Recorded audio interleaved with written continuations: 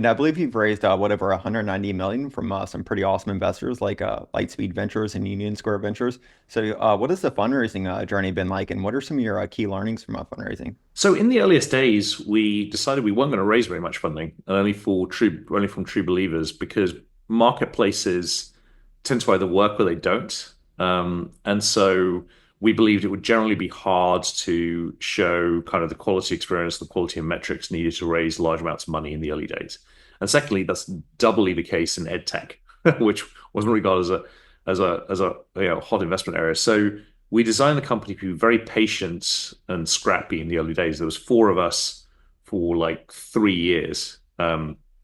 So very, very scrappy, almost to a kind of extreme degree. We did raise seed funding, but we were very, very careful with it, and our focus was long runway in order to figure out the initial kind of chicken and egg problem.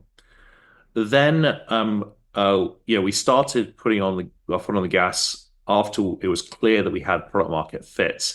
And the clear signs of that were flattening retention curve, not as high as we would like, but the retention curve did flatten after about 6 months. Good CAC LTV characteristics as we found that paid growth loop in 2018, and a chart that looked like that in terms of top line GMV. And that gave us power with Series A investors. Oh, and also being around $1 million revenue run rate.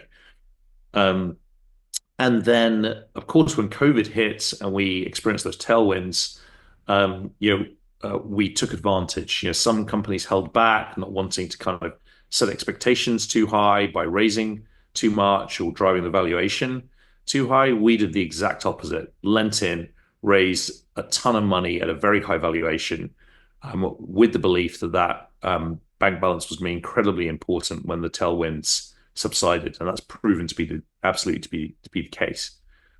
So I think the idea that you have to be scrappy in the early stages of the marketplace, I think is right. It's very, very tough to raise a marketplace business, in particular until you've got the metrics.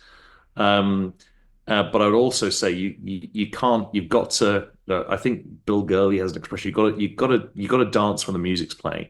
And there are big downsides to raising a lot of money. There are big downsides to driving your valuation up. You know what? A lot of the time, the downsides to not doing that when the time is right are worse.